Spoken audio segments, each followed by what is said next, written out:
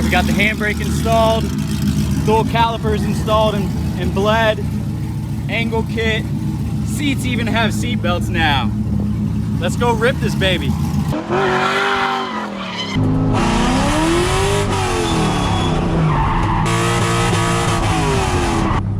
Hi, Semi.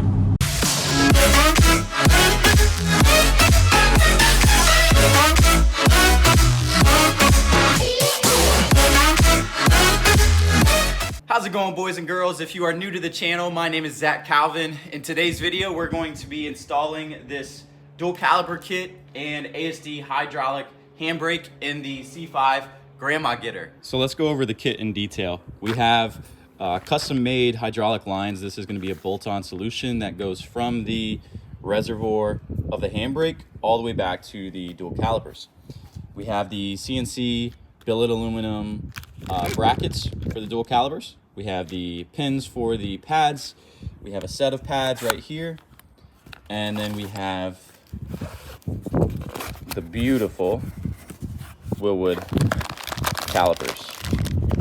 So this is definitely a top of the line kit. You can see it's got the custom spacers to fit the Corvette, but I run these on the Camaro. Definitely a great product to have. If you guys are interested, I'll put the link in the description. And keep in mind, they have them for basically any chassis you can think of to drift. The guys at Drift HQ do a phenomenal job at shipping out the products really quickly. The quality kind of speaks for itself, so definitely recommend them. And then I've already made a bracket, and this should basically bolt onto the interior chassis where the tunnel is. Let's actually show you guys where we're going to install this. Okay, so ignore the messy interior. But the idea is going to be that I basically follow these lines, and I'm going to just extend the cut to probably about right here, and then go to the right and again follow these lines back. So I'm probably just going to get a Sharpie. I'm going to see if I can leave the handbrake here. I don't know how feasible that's going to be. Let me actually get the lever. All right, so that kind of gives you an idea of where I'm going to have it. Don't want it too far forward because we don't want it hitting any of this stuff, and I believe I'll be able to keep the factory handbrake. If not, I'm not worried about it too much, to be completely honest. But this looks like it should be okay. Okay, so this should be pretty easy to take off. We're just going to lift up the armrest, and then this should just pop off from what I remember. Yep, there we go. So there's the wires and stuff that I'm not trying to cut. Okay, so we got the three plugs actually. So one plug goes to the cigarette lighter, one plug goes to the fun button, and one plug is for the passenger airbag. So we've unplugged all that. The previous owner also looks like he had an iPad hookup. Check out how old school this is to the radio. So I don't need any of that crap, so we're definitely gonna pull this out.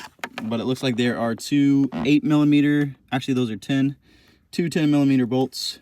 So we're going to take those off, and then that should pull this whole assembly off. Truthfully, I might need to take this piece off first. That way I can pull it back. So let's see how this one comes out. Looks like 2 10s right there. I mean, how can I get this baby to pull up all the way? There we go. All right, get this out of the way. 2 10s.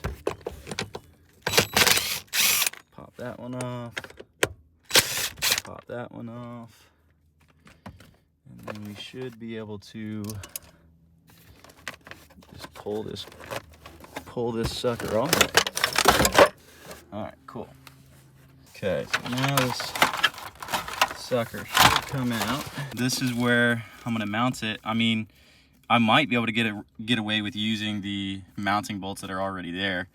If I take these two 10mm bolts off, and then just trim this plate, then I could theoretically just use that.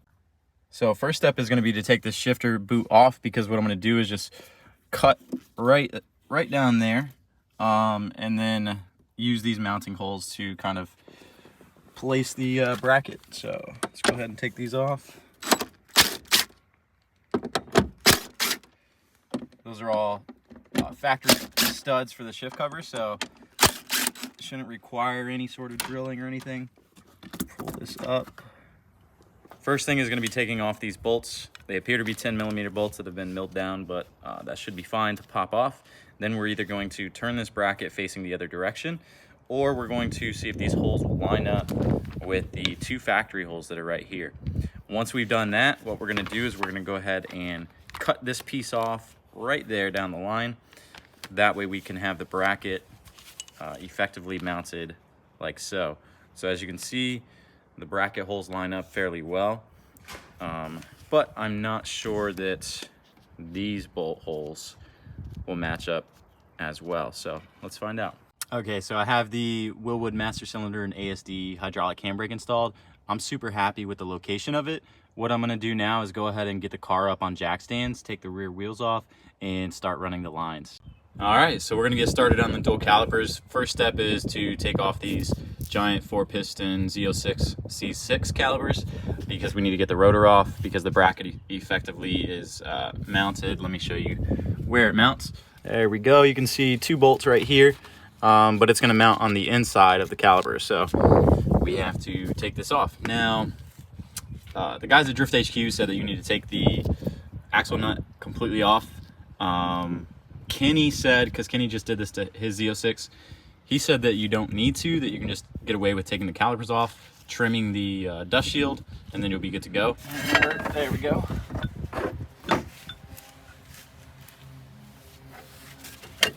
All right.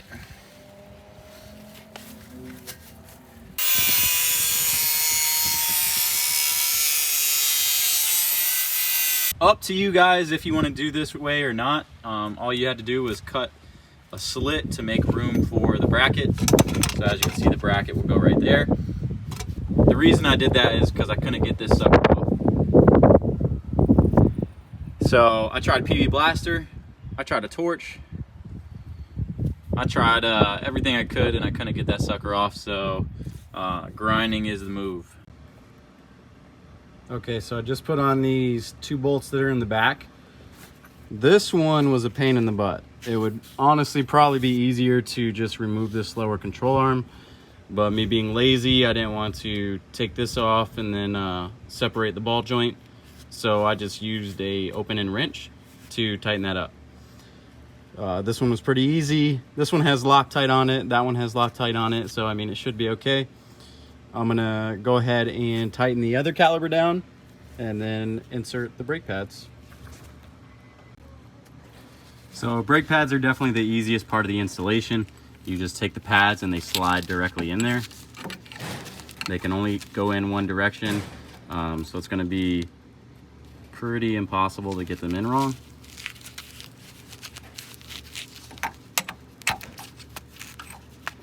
And then they are held in with these locker pin thingamajiggers. So I'm gonna do this side through the front. And you can see they kind of just go in both sides, and then you effectively just bend those down. That's what holds the pads in place.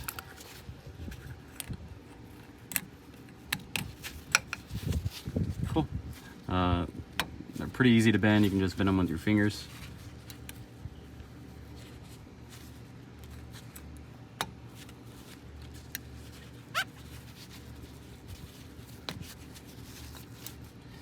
And that's it. All right, so we have everything hooked up. I'll go ahead and show you guys. Here's the secondary calipers. I have the 90-degree fitting running to the brake line, which goes up into the hole that I drilled. Everything's nice and tight, so it'll stay out of the way. We have that running to the T-fitting, and that T-fitting is what goes all the way up to the handbrake. So the last step is to go ahead and put fluid in and bleed it. I'm using Motul RBF 600. Now, you definitely don't need to use fancy brake fluid like this in a handbrake because truthfully, this is going to get to a boiling point, right? So you want good brake fluid when you have a hydraulic braking system that's going to get up to temperature, but a handbrake really isn't going to do that. But I had a bunch of it laying around, so I'm going to use it.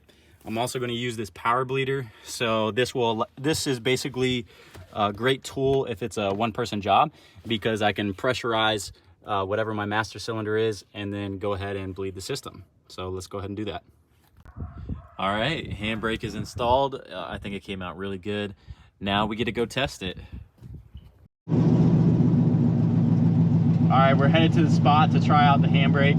Feels like it locks up fine, but we just want to initiate in drift. Overuse the heck out of this to make sure that it locks up fine, doesn't have any leaks. I also cut off the mufflers so the grandma getter could be a little more loud. Sounds good, baby.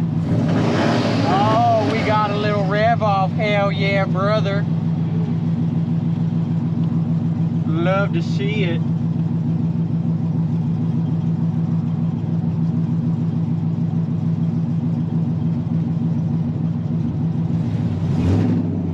Oh, he gapped me into 1500.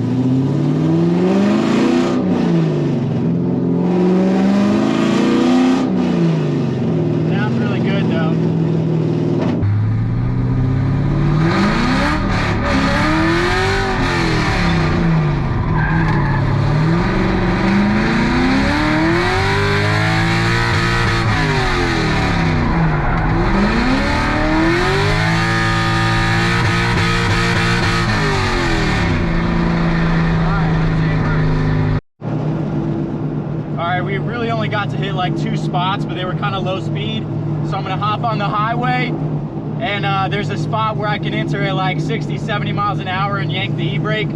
So we're gonna go hit that now.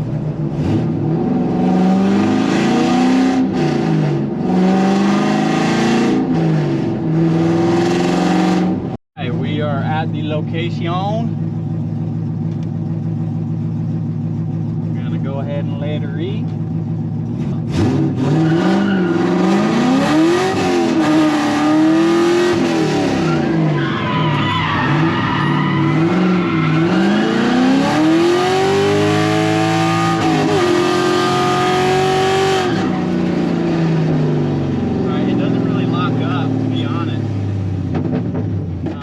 Hopefully that's not a cop up there.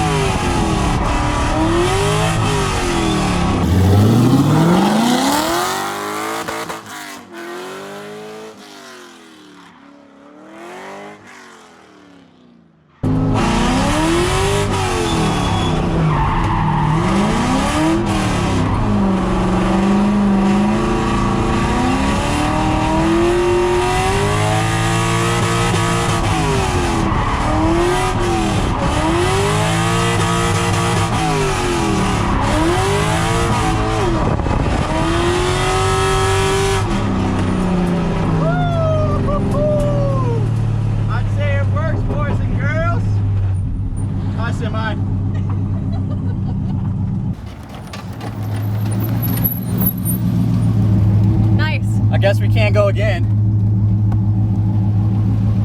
We do have wire cutters in the car though, so I'm doing better. Damn it. I had no grip when I went in there, and this would be why.